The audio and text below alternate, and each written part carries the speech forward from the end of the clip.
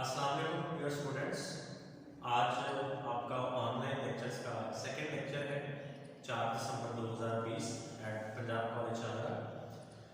हम लोगों ने चैप्टर नंबर 3 स्टार्ट किया था कल और मैंने आप लोगों से कहा था कि हम चैप्टर नंबर 3 जो है ये according to the smart syllabus करेंगे जो हमें बोर्ड की तरफ से दिया गया है। और उसके मुताबिक जो हमारा फर्स्ट टॉपिक बन रहा था इक्वेशंस ऑफ मोशन का, कल आपने वो टॉपिक अंडरस्टैंड किया था। आज हमारा जो टॉपिक है according to the smart syllabus topic है हमारा इम्पल्स। हमें अंडरस्टैंड करना है कि इम्पल्स क्या है। अब इम्पल्स को हम डायरेक्ट अंडरस्टैंड नहीं कर सकते। इम्पल्स को अंडरस्टैंड करने के लिए हमें पहले मोमेंटम को समझना होगा कि मोमेंटम क्या है। मोमेंटम हमारे पास एक वेक्टर क्वांटिटी है जिसको आप लोग स्मॉल p के साथ रिप्रेजेंट कर रहे होते हैं। चैप्टर नंबर 2 में हमने इसके बारे में थोड़ा सा कुछ पढ़ा था। मोमेंटम को अंडरस्टैंड करने के लिए एक छोटी सी एग्जांपल जो है, एक छोटी सी एक्टिविटी जो है वो बच्चों को बताई जाती है और वो छोटी सी एक्टिविटी हमारे पास ये है। आप लोग जानते हैं कि जब भी कोई ऑब्जेक्ट मूव कर रहा होता है और हम उस मूविंग ऑब्जेक्ट को जब रोकने की कोशिश करते हैं तो मूविंग ऑब्जेक्ट के अंदर ये खूबी पाई जाती है कि वो खुद को रोकने वाले ऑब्जेक्ट के ऊपर एक फोर्स एक्सर्ट कर सकता है। इसकी एक सिंपल सी एग्जांपल है, अगर कोई एक गाड़ी मूव कर रही है और आप गाड़ी के आगे इस तरह हाथ कर रहे हैं कि आप इस तरह उसको रोकना चाहेंगे तो आप उसको रोकने की कोशिश करेंगे, बट जब वो गाड़ी आपके साथ टकराएगी तो वो आपके ऊपर एक फोर्स एक्सर्ट करेगी। तो हर मूविंग ऑब्जेक्ट के अंदर ये प्रॉपर्टी, ये कैरेक्टरिस्टिक पाई जाती है कि वो खुद को रोकने वाले ऑब्जेक्ट के ऊपर एक फोर्स एक्सर्ट कर सकती है।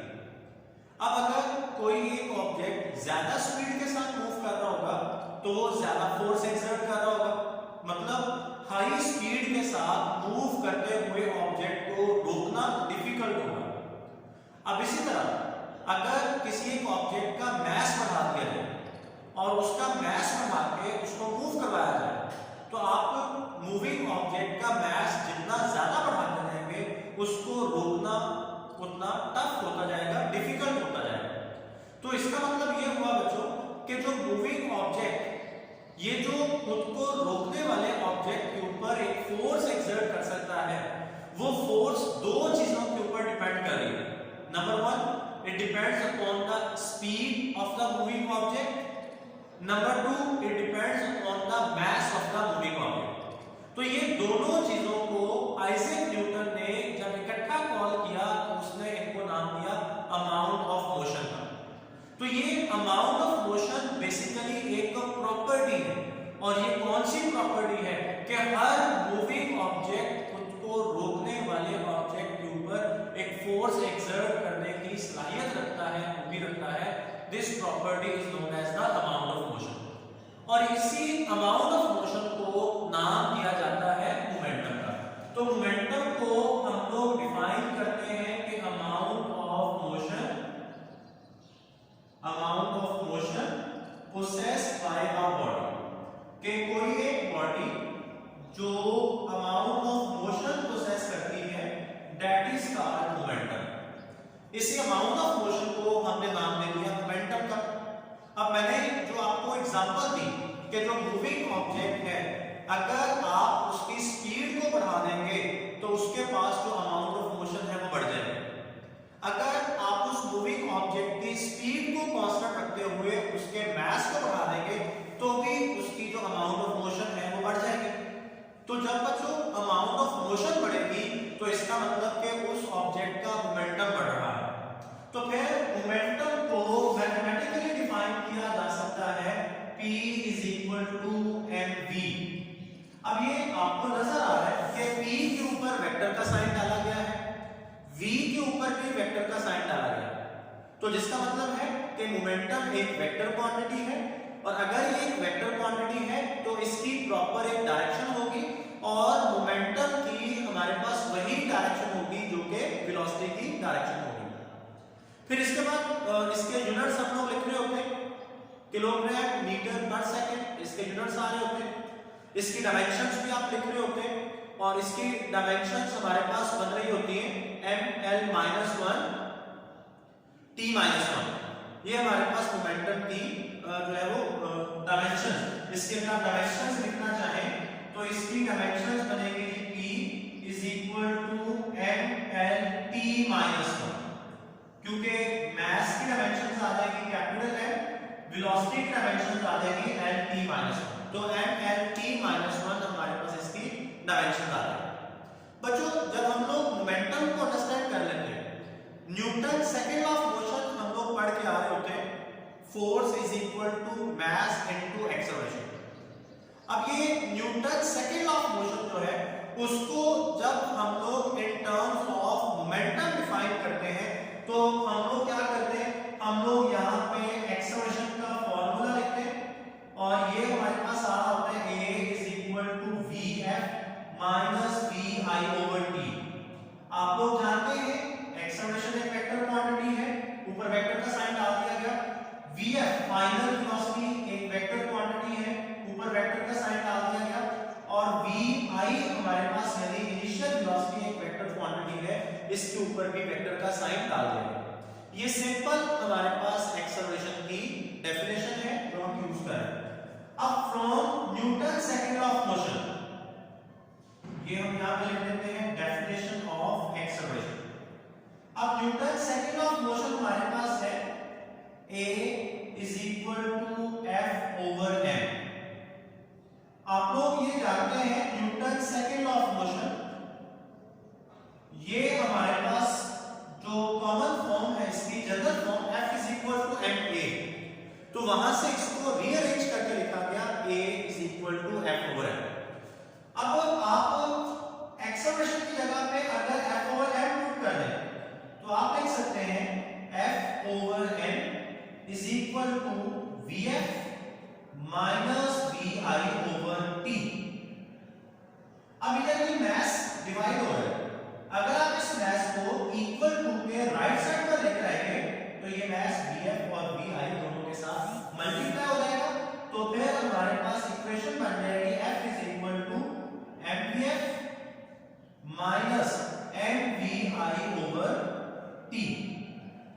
अब ये अगर आप नोट करें तो ये फाइनल वेलोसिटी है, और फाइनल वेलोसिटी जब मास के साथ मल्टीप्लाई हो रही है तो इट बिकम्स फाइनल मोमेंटम। तो फाइनल मोमेंटम को लिखा जा सकता है f is equal to pf minus, ये हमारे पास इनिशियल वेलोसिटी है, और इनिशियल वेलोसिटी जब मास के साथ मल्टीप्लाई हो रही है तो हम इसको लिख सकते हैं initial momentum divided by time.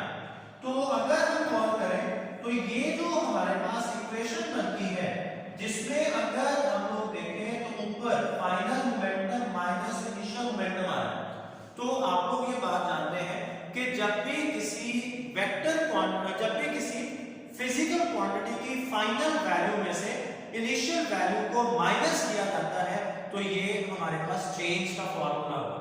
तो यहां पे जब मैं लिख रहा हूं final momentum minus initial momentum, तो ये बेसिकली मेरे पास चेंज इन मोमेंटम बन रहा है। तो फिर मैं लिख सकता हूं या मैं बोल सकता हूं कि applied force is equal to change in momentum over time.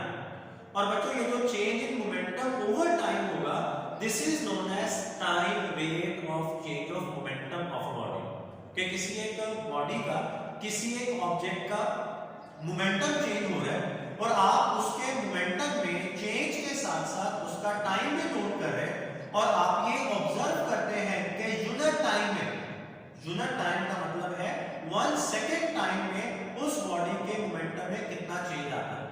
तो 1 सेकंड टाइम में बॉडी के मोमेंटम में जो भी चेंज आएगा that is known as time rate of change of momentum, और वो जो time rate of change of momentum होगा that will be equal to applied force, वो उस बॉडी के ऊपर लगने वाली फोर्स के बराबर होगा। अब ये जो इक्वेशन मैंने आपके सामने लिखी है this is known as another form of Newton second of motion, and in fact we should say that this is the more dynamic form of Newton second of motion, because अब देखिए हमारे पास Newton second of motion की दो forms आ चुकी हैं। एक तो ये वाली फॉर्म है जो आप अपने बचपन से पढ़ते आ रहे हैं, आपने छोटी क्लासेस में भी इसको रीड किया। और दूसरा न्यूटन सेकंड ऑफ मोशन की ये वाली फॉर्म। अब मैं आपसे ये कह रहा हूं कि this is more dynamic form, ये ज्यादा डायनामिक है। डायनामिक का मतलब होता है कि एक ऐसी इक्वेशन जो ज्यादा एस्पेक्ट्स को, ज्यादा सिचुएशंस को कवर करेगी। अब how this is more dynamic form of Newton second of motion, ये अगर हम लॉज ऑफ मोशन वाला टॉपिक पढ़ते हैं तो उसकी कंडीशन थी, लिमिटेशन थी लॉज ऑफ मोशन की, कि जब तक एक्सेलरेशन यूनिफॉर्म नहीं होगा we can not apply this equation. But here is no such limitation. यहां पे एक्सेलरेशन चूंकि नहीं आ रहा, तो अगर किसी एक ऑब्जेक्ट का एक्सेलरेशन चेंज होता है during the motion of the object, if its acceleration do not remain constant, then we cannot apply this equation, but we can apply this equation. तो फिर हम ये वाली इक्वेशन अप्लाई नहीं करेंगे, हम ये वाली इक्वेशन अप्लाई करेंगे। इसकी बहुत अच्छी एग्जांपल रॉकेट प्रोपल्शन। जब एक रॉकेट मूव कर रहा होता है, हम लोग जानते हैं कि एक जो मेन रॉकेट है, जो एक सैटेलाइट है, वो बहुत सारे छोटे-छोटे रॉकेट से मिलकर बना होता है, और वो बहुत सारे जो छोटे-छोटे रॉकेट्स होते हैं उनके अंदर फ्यूल बना होता है। एक रॉकेट का फ्यूल कंज्यूम हुआ, वो कटता है, डिस्कार्ड होता है और वो नीचे आ जाता है। तो रॉकेट जो ऊपर जा रहा है, जो मेन रॉकेट सैटेलाइट हमारा ऊपर जा रहा है, उसका जो मास है वो कम होता जा रहा है, और जैसे जैसे उसका मास कम होता जा रहा है उसका एक्सेलरेशन बढ़ता जा रहा है। तो जब उसका एक्सेलरेशन बढ़ रहा होता है तो फिर उसका एक्सेलरेशन यूनिफॉर्म नहीं है, कांस्टेंट नहीं है। तो फिर उस रॉकेट के ऊपर लगने वाली फोर्स को कैलकुलेट करने के लिए हम न्यूटन सेकंड ऑफ मोशन की ये वाली फॉर्म यूज नहीं करते, बल्कि फिर हम वहां पे ये वाली इक्वेशन या ये वाला फॉर्मूला या ये वाली फॉर्म यूज कर रहे हो।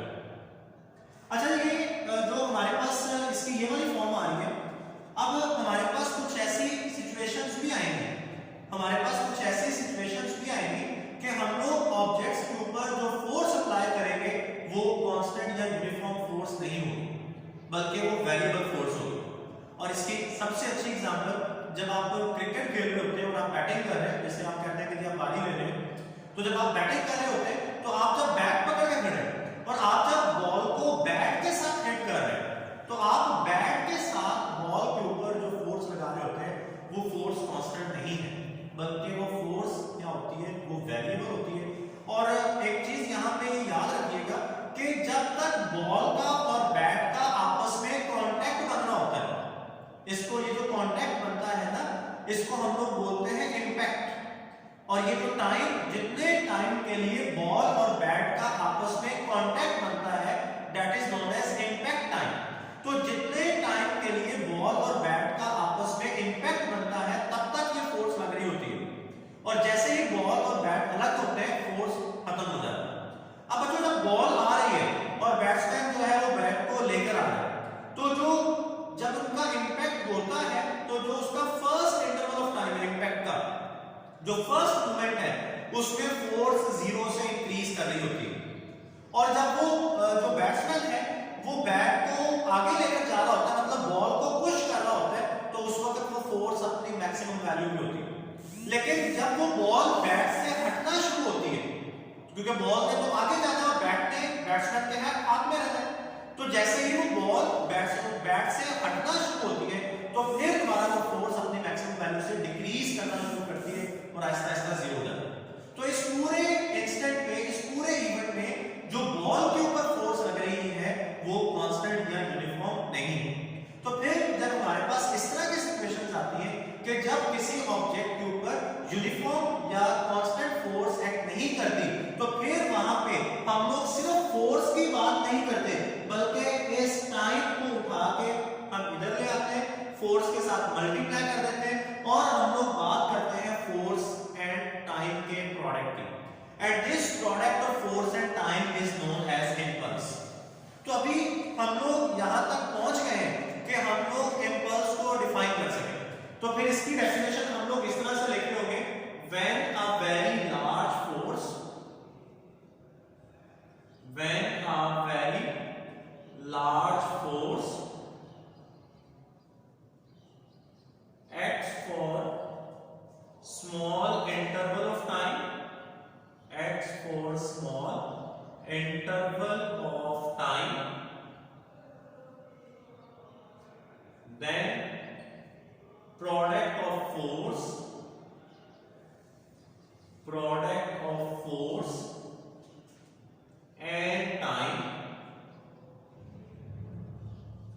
Is called impulse. जब किसी एक ऑब्जेक्ट के ऊपर large force but for very short interval of time, एक बहुत बड़ी फोर्स लग रही है बट बहुत कम टाइम के लिए लग रही है, तो फिर ये फोर्स और टाइम का जो प्रोडक्ट होगा this is known as impulse.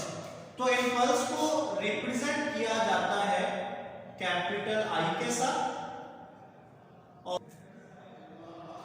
Impulse को हम लोग रिप्रेजेंट करते हैं कैपिटल आई के साथ, और according to the definition of impulse capital I is equal to F cross T.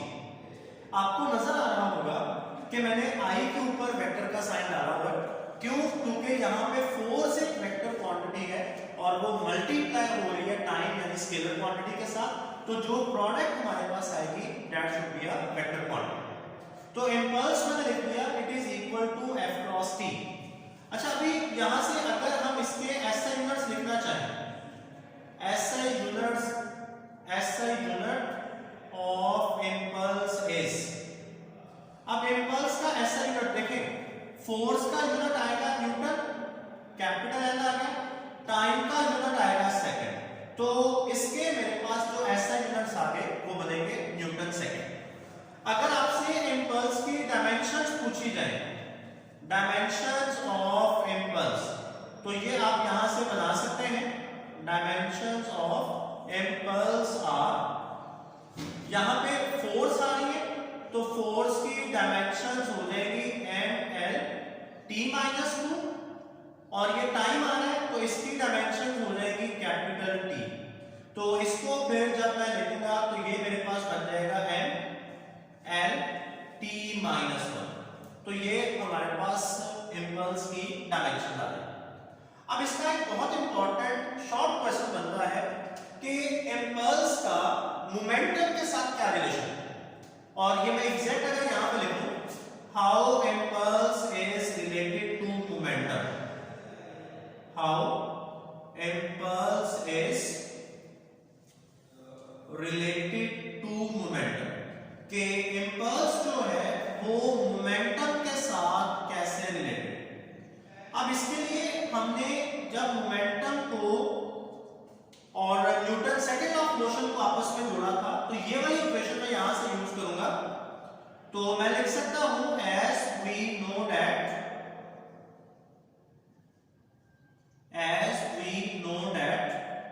F is equal to Pf minus Pi over T।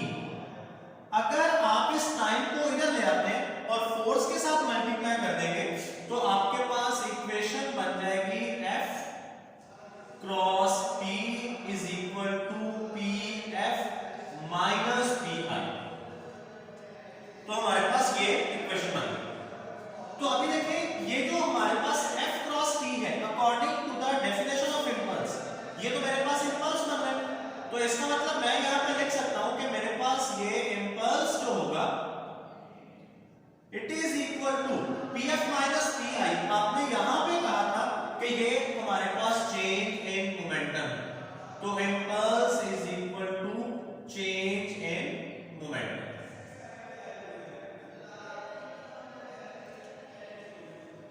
तो ये इम्पल्स और मोमेंटम का आपस में रिलेशन बन जाता है कि जो इम्पल्स है वो चेंज इन मोमेंटम के इक्वल। इसके बाद जो इम्पल्स है इसका हमारी एवरीडे लाइफ में यूज, हम इसको कहां पे यूज कर रहे होते हैं, इसके कुछ ट्रिक्स हैं। आप कह लें इसका एक या दो एमसीक्यू बन सकता है या इसका एक शॉर्ट क्वेश्चन बन सकता है। मैं चाहता हूं मैं वो भी आप लोगों के साथ डिस्कस कर दूं। अब इसमें अगर आप अपनी बुक के साइड पे देखेंगे तो उसने एक पिक्चर बनाई होगी जिसमें एक आदमी जो है एक फुटबॉल को किक लगा रहा है और दूसरी उसने एक फिगर बनाई होगी, डायग्राम बनाई होगी, पिक्चर आपको नजर आएगी जिसमें एक आदमी जो है वो अपने पांव के साथ एक स्टोन को हिट कर रहा है, किक लगा रहा है। तो आपसे पूछा जाता है कि किस केस में आपको ज्यादा तकलीफ पहुंचेगी, किस केस में आपको ज्यादा चोट लगेगी, जब आप फुटबॉल को किक लगाएंगे या जब आप एक स्टोन को किक लगाएंगे। तो डेफिनेटली हमें इसका आंसर पता है कि when we hit a stone then we get hurt,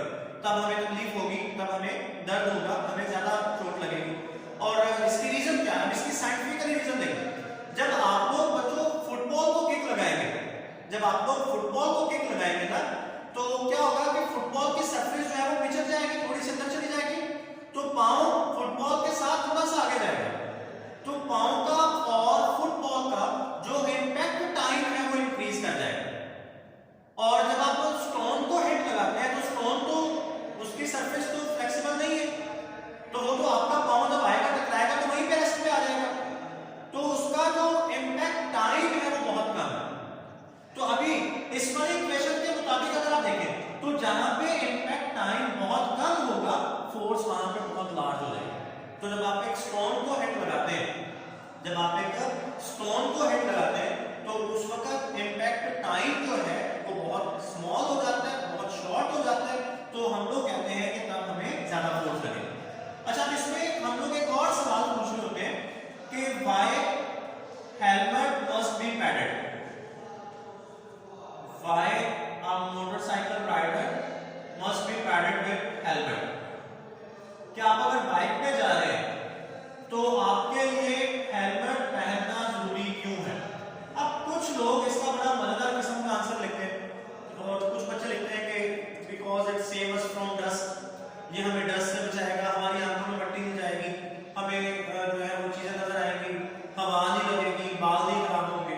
तो कुछ लोग इस तरह का भी आंसर लिखते हैं, वो आंसर भी ठीक है, बट बच्चों हमसे यहाँ पे इसका साइंटिफिकली आंसर पूछा जाता है। हेलमेट पहनना इसलिए जरूरी होता है क्योंकि अगर खुदा ना वास्ता आप कभी गिरते हैं रोड पे तो ये आपका इम्पैक्ट टाइम बढ़ा देता है, because it increases impact time, because it increases impact time. जब आप रोड पे गिरते हैं तो ये आपका इम्पैक्ट टाइम बढ़ा देगा, और जब आपका रोड के साथ इम्पैक्ट टाइम बढ़ जाएगा तो आपके ऊपर कम से कम फोर्स लगेगी, मतलब आपको चोटने लगेगी। Same is the case with the seat belt. जब आप गाड़ी में बैठे होते हैं तो आपसे कहा जाता है कि अपनी सीट बेल्ट को हमेशा बांध के रखें। ऐसा क्यों कहा जाता है? ऐसा इसलिए कहा जाता है कि अगर खुदा ना खास्ता आप कहीं हिट करते हैं तो वो सीट बेल्ट जो है वो आपका इम्पैक्ट टाइम बढ़ा देती है। जब बच्चों आपका इम्पैक्ट टाइम बढ़ता है तो फिर आपका ये टाइम बढ़ गया तो आपके ऊपर कम से कम फोर्स लगेगी, तो आपकी इंजरी के चांसेस जो है वो कम होंगे या आपको स्क्वेयर इंजरी नहीं होगी। अब इन्हीं सारी चीजों में एक पॉइंट जो है वो मैं छोड़ रहा हूँ, और वो मैं इसलिए छोड़ रहा हूँ ताकि आप इस लेक्चर को सुनने के बाद, अंडरस्टैंड करने के बाद जब बुक से उसको पढ़ें तो फिर आप उस पॉइंट को देखें, ढूंढें कि वो पॉइंट क्या है, और आप जब उससे दोबारा वो पॉइंट पूछेंगे क्वेश्चन मैसेज करके तो वो इस बात की श्योर की होगी कि आपने ये लेक्चर सुन लिया है। अभी हमारा आज का लेक्चर कंप्लीट नहीं हुआ, अभी इसका सेकंड पार्ट है, वो इंशाल्लाह आपको अगली वीडियो में आ रहा है। आप इसको गौर से सुने, अंडरस्टैंड करें, और ये बहुत इंपॉर्टेंट शॉर्ट क्वेश्चन है। गुड लक स्टूडेंट्स, अल्लाह हाफिज।